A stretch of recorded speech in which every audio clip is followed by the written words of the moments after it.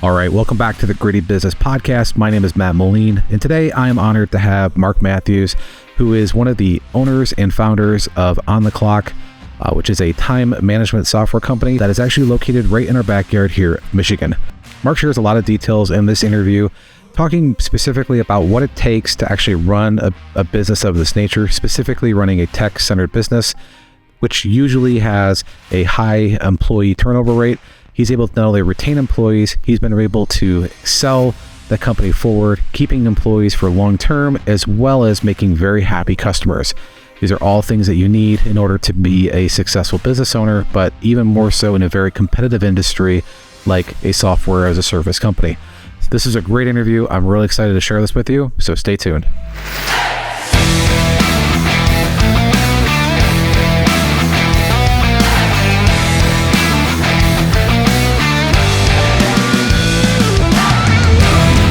All right, so thank you so much for coming out and hanging out with me today. I appreciate you taking some time from your day. So I got Mark Matthews here from On the Clock. Mark, why don't you just go ahead and talk about just a little bit, just give me a rundown, your title, what you do over there. Sure. So Mark Matthews, I'm Vice President on theclock.com. I also act on behalf of CFO role and have many other obligations and duties. And I still write software. Awesome. But yeah, pretty much just help manage the business with my brother, who is acting as CEO. Mm-hmm. And together we're partners of ontheclock.com. That's awesome. Yep. Who are you outside of your business role? Sure. So husband, married 23 years, got 3 kids. I love traveling with my wife, love my wife very much. We're soulmates. And, I'm an aviation enthusiast. Aviation enthusiast? Yes. Do you fly planes? I do. I'm a private pilot. Really? IFR certified. Yep. Oh, that's amazing. Yeah. Where, what's your farthest flight, if you don't mind me asking? So, been down to Virginia, been up to the Pictured Rocks, which is really cool. Okay. Not very many people get to fly along the Pictured Rocks. Most people are in the boat. Yeah. No, I've done many trips, with my family, my dad, back in my younger years, we used to go up that side. Yeah. So. Been out to Utah, which is really cool. Yeah. A little bit of mountain flying, although I was with another pilot who was familiar. Yeah. That was a cool experience. Different terrain and different outlook out there. There's not as many trees, and there's strange crop circles where they grow stuff in the middle of what appears to be barren fields. No, that's awesome. Yeah. I did not know that about you. Yeah. Obviously we've been talking a lot about just, what you guys have been doing, I think it's kind of unique that you guys are, you guys have, several developers on your team. You guys are, providing the service. Typically this is like a company you'd find almost like in Silicon Valley, but it's back in our backyard here in Michigan. So, and why do you guys do what you do? What was the thought process to say, you know what, we found something here that people can use. What was the journey and why you guys chose to go pursue this? So interesting backstory. So, back in 2006, started my consulting business, Lucid Information Technologies. And it was going to be a per project consulting gig to where, I write software for clients. I realized in that moment that, I needed to track time. So pretty much within the first month or two, I started writing my own time tracking system. That system was called ontimeexpense.com. Okay. Which was later branded as company timesheets. Interestingly, just a year and a half before, my brother Dean had written ontheclock.com. And he was actually, he was on a forum one night and he realized there was a need and, payroll specialists needed to track time, submit it over to payroll. And so interestingly, we had these parallel products going on over the years. Kind of my journey is for the next 7 or 8 years, I did actual consulting for clients here in Southeast Michigan. Things ranging from, CPA type software, trial balance type software, to insurance, to automation that you might find on factory floor, barcoding, things like that. Right. At one point, I think maybe in 2012, we started having the conversation about what if we sunsetted our consulting businesses and focused on one product and do it well. So it was right about that time that we agreed to kind of join together and really, make ontheclock.com what it is today. And so I actually came on at the time and wrote both apps, iOS and Android app from ground up. Within a year, we hit an app, which was highly needed. Our competition had apps, and they were beginning to, we needed to fill that void. Yeah. So that's kind of my backstory. I started off in consulting, had my own business for 7-8 years, did well. And but the per project, type work is a little taxing at time. Yeah. You get a big project, you work really hard, you're looking for the next big project. It's, not as stable. Absolutely. Yep. What is it about your guys' offering that, well, let me back up actually. What do you guys like stick with maybe like a particular, client or vertical? Is it really for everybody? What is it? Where are you guys? Yeah, is there like a specific niche you're into? Yeah. That's a really good question. So the cool thing about On the Clock and really any time tracking solution, if you got hourly employees, salary employees, anybody needs to track time off, anybody that has employees can use time tracking to some extent. Most of our employers that use our system do have hourly employees. There are some requirements coming out that salaried employees need to track hours and overtime. So, we're looking at that as a need as well. About 30% of our clients track time off. And all this stuff flows into payroll and then ensures that, the paper trail is digitalized and it's accurate. Awesome. We handle all the calculations, good quality data going into payroll and, absolutely less payroll errors. Okay. Absolutely. Can you talk about just, when it comes to obviously running a business and you guys, obviously developing software and doing that, what are you guys doing as far as like, how do you guys forecast, growth for, obviously you guys have revenue goals and everything, but what are some of the things that you guys you would say you're doing well to forecast? And do you guys forecast, like a year out, 3 years? What does that look like for you? We do. We're always looking forward, usually 2 or 3 years in advance. One thing that we have going well for us is we placed very well SEO wise organically in the early days, and that's carried through the years. We are very meticulous about the content that we put out, and we ensure that we don't cannibalize our existing SEO strategy. Yeah. Therefore, a lot of our acquisition is organic. We don't have to necessarily pay in order to try to get clicks and, outside business. That's worked really well in our favor. I think in regards to your question, as far as like forward looking, we're always revitalizing, looking for simpler ways to write our software and deliver it to customers so that it's easy to use. That's really critical. We don't want our customers having to deal with the learning curve. And, so for example, right now, we're actually completely rewriting our website one page at a time, the portal, which is the user interface that the customer uses. And also we're upgrading both of our mobile apps, which are rewritten a second time in 2018. We're doing it in-house again here in 2024. Wow. So brand new ground up writing, brand new technologies, sustainable. Sounds like you guys are putting a lot of forethought into you're not just coasting by any means. Yeah. We're working really hard. We want to make sure that, we have a good, solid like oak tree and not, a poplar. And we want something that's going to be sustainable. It's going to be, around 15, 20 years product that's not going to be COBOL, for example. Yeah. Maybe talk about a little bit just on maybe the strategy, just a business strategy, and maybe how I'm assuming it's evolved over time, go into that a little bit if you don't mind. Yeah. So we're certainly becoming more disciplined. In the early days, it was pretty much Dean and I writing software. And then we had our customer support team, which they're all still with us today, which is super cool. It's not something you hear about too much. You kind of hear people kind of going about every 2 to 3 years, it seems like. Yeah. So you guys have been able to retain people for quite a while. Okay. Yeah. That's very cool. Yeah. And, we're like a big family. Everybody knows each other well by name. They know each other's personalities. We have lunch together every Thursday, company lunch.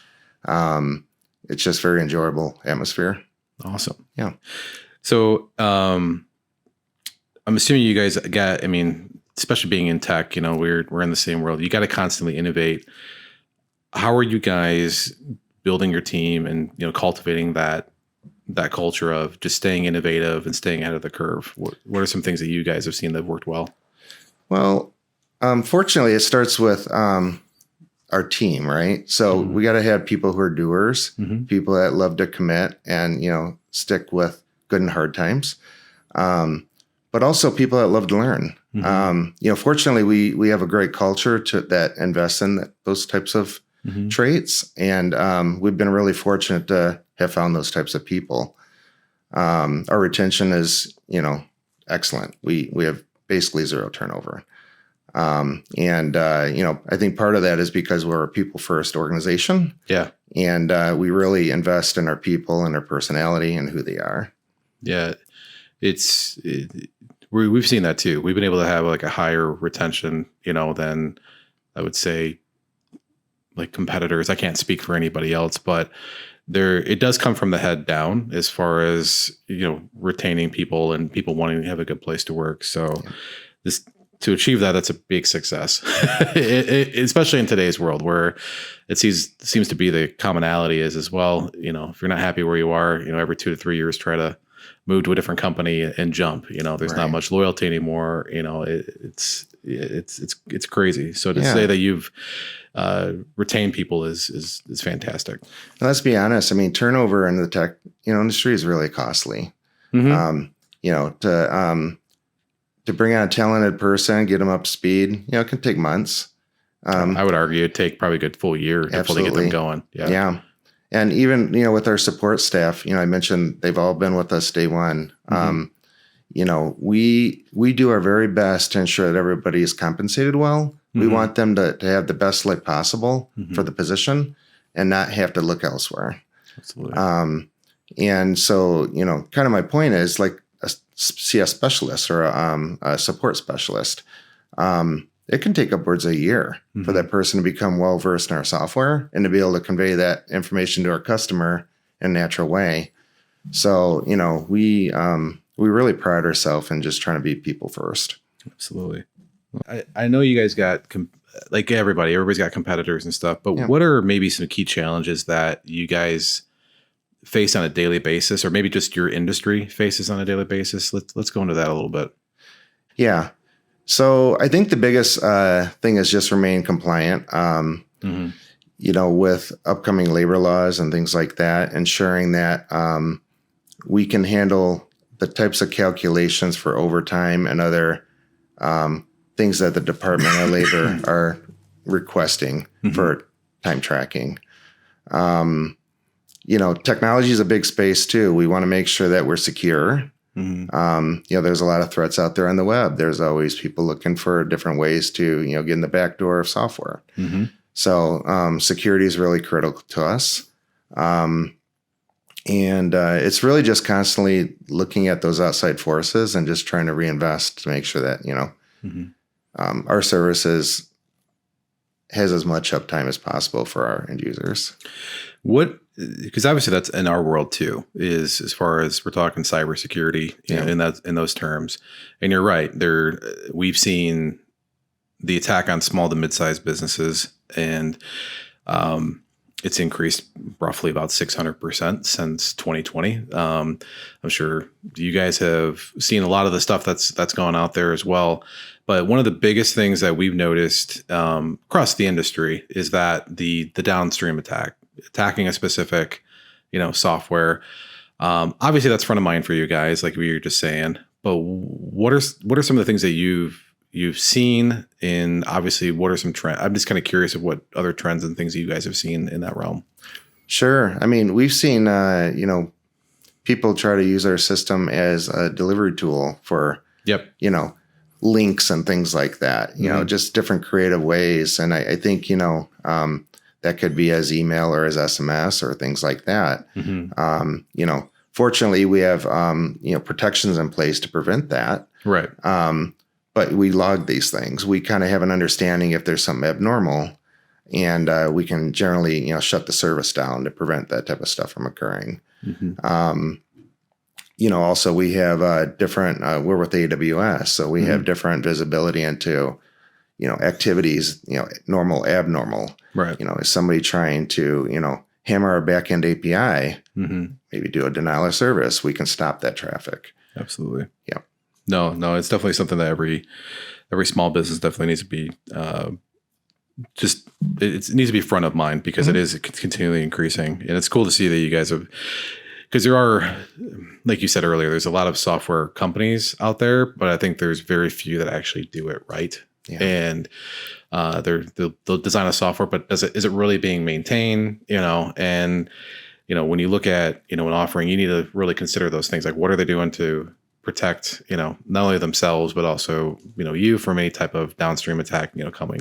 So that's a big thing. Yeah. And then full transparency, when we started having conversations with Grit, that was one of the main reasons for creating a partnership with you guys, is really to have all that infrastructure in house at our office, more or less, to help protect against outside infiltration and spam, intrusions. Our systems are constantly being monitored for anything abnormal, things like that. Kind of a story. I had a client, not going to say their name. They're a local client. Sure. Large in manufacturing. But I had to go out to their facility twice over the course of 4 years because they had got a ransomware attack. And, this is a large business. And they had to basically, everything stopped. So, the interesting thing is they did not have the types of protections that, Grid offers in place. Yeah. They weren't really taking any action to protect themselves, but they would have these outages and it would really kind of stop their business. Absolutely. Which is unfortunate.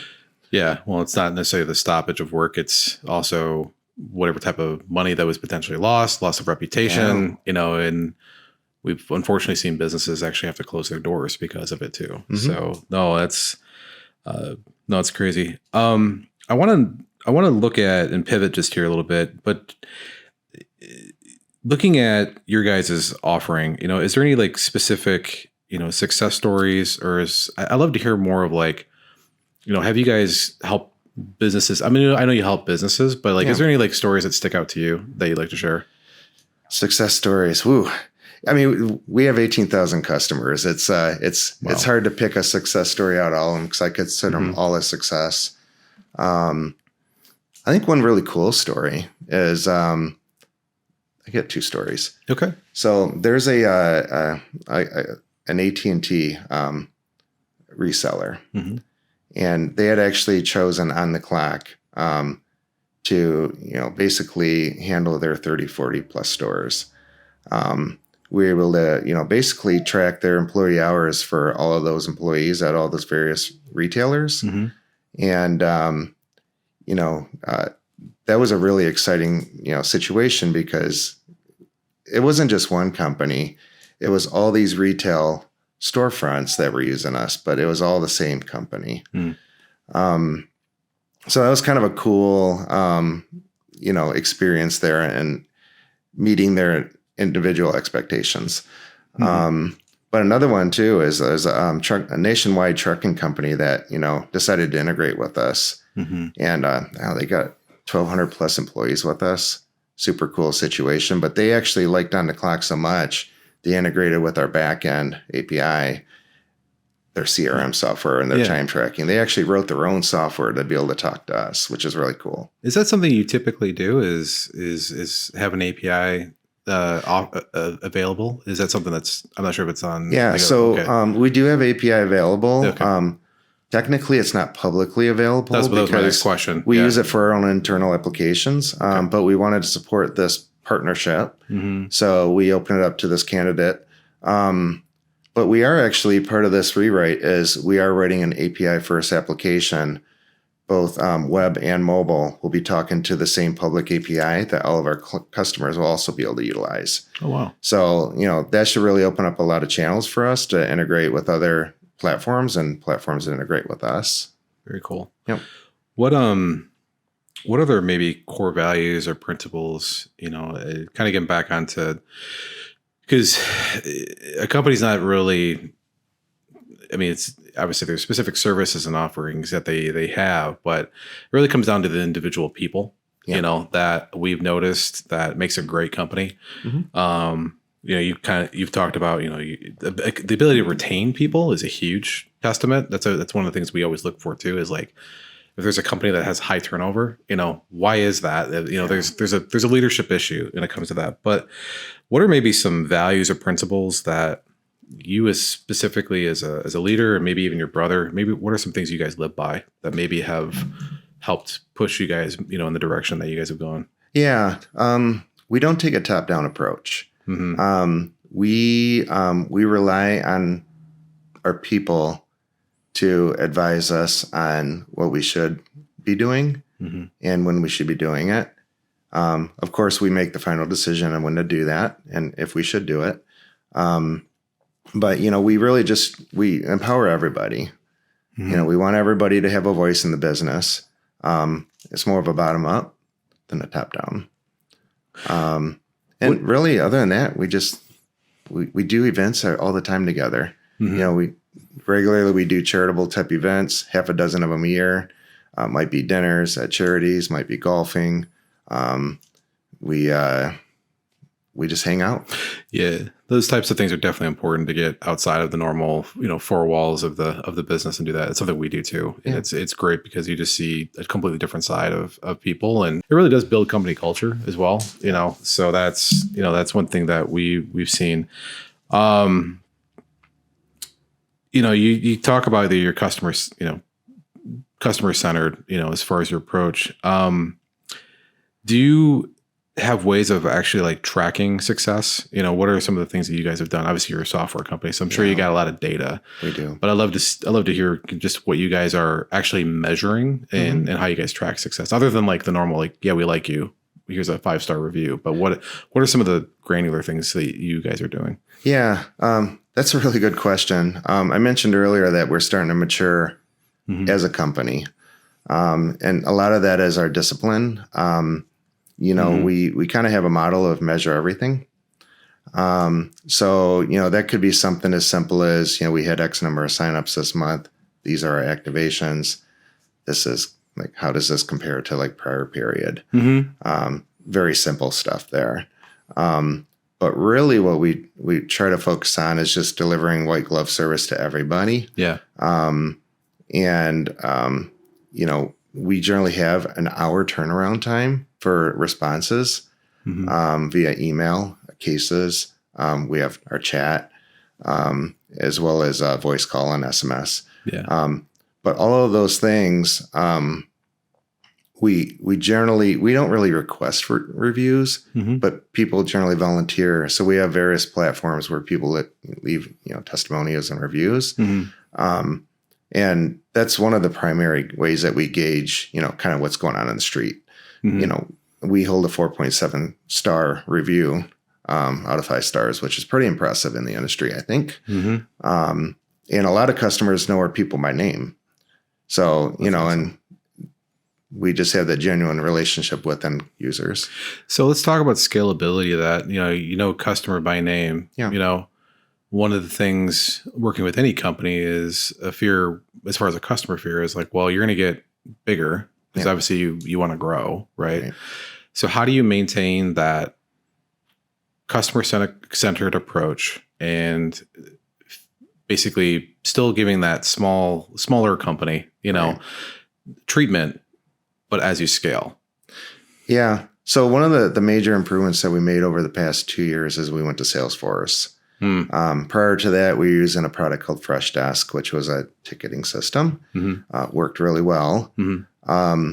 Salesforce really allows us to kind of record everything, you might say. Yeah. All of our interactions with customers, emails that have gone out to customers, cases, account notes. conversations, who we talk to, billing matters. And so what that kind of brings to the table is, say, for example, one customer support specialist helped a company. That company calls in at a later date, speaks with somebody else. Pretty much all the history is right there in front of them. They know who they talked to, what the resolution was prior, maybe what the question was. There isn't any complications. And we can really kind of tailor the conversation around that. Awesome. Yeah. Obviously, that's a database, keeps everything, nice, neat, and clean and organized, but on that, I think kind of on that point of software, actually, is there like any emerging technologies? Maybe you can give us a little crystal ball look into what you guys are excited about coming in. Obviously, artificial intelligence is a big topic for a lot of companies. It can be a good thing, can be a bad thing as well. Is there anything coming up that we should be excited about with what you guys are working on? Yeah, so it's interesting that you mentioned the artificial intelligence. I actually went to a conference out on the West Coast here in the past 3 months, just about AI. Yeah. And it's interesting because I think with ChatGPT now, people are starting to realize the power of AI. But I think that's from a text model. They can create paragraphs and documents, based on some context. Right. Which, is pretty cool. The reality is AI has been around for decades. Oh, yeah. And, the machine learning, all that stuff, that's really nothing new. But I think, with the ChatGPT, people are just now starting to realize the value of it. So I think for us, we have our sight on that because we would love to be able to do things to where we could use machine learning to basically say somebody's about to go in overtime. This is the previous patterns. Maybe the employer just needs a notification. Based on this is going to be your payroll over the next, by the end of the week, for example, if you keep up this cadence. That might help with forecasting, things like that. Yeah, it sounds like more like a proactive approach. Yeah. Yeah. I think more to your question, we're really looking at just doing everything. I mentioned our rewrite. We're really focusing on a Web 2.0 type design pattern to where, we don't have static pages. Everything's really dynamic, clean, almost like a desktop application. There's no flickering of pages. You click on a link, it goes away for a second, it comes back. We want everything to be polished. And from a user experience, we want to ensure that the application scales so that if they do have 10 clients or 10 employees or 1,000 employees, kind of do the math, like one employee, 14-day pay cycle, that's 14 time cards. You got 1,000 employees, it's like 14,000 time cards. Like, how does an employer review that data? Right.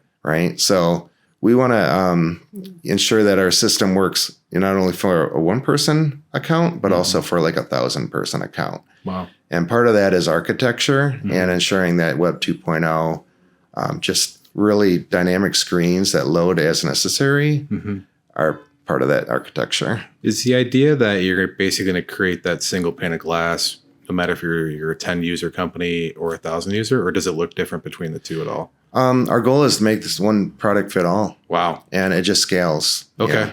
Yeah. That's crazy. Yeah. Talking about just about your personal, your entrepreneurial journey a little bit. Is there any advice you'd give to somebody starting out, as a new business owner or, new entrepreneur? Yeah. When I started out, I was naive. And I think naive is what allows you to keep going. Yeah.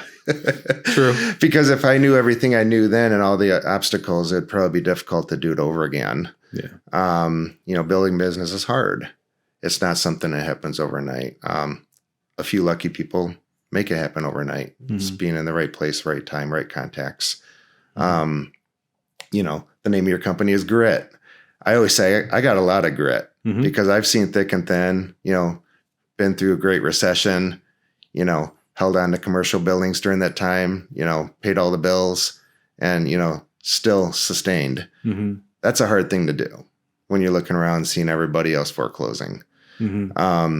So, I think my advice to any newcomer to entrepreneurial is, find something that you love, be passionate about it, realize it's not going to happen overnight. Mm-hmm. But, if you do what you love, it'll work out.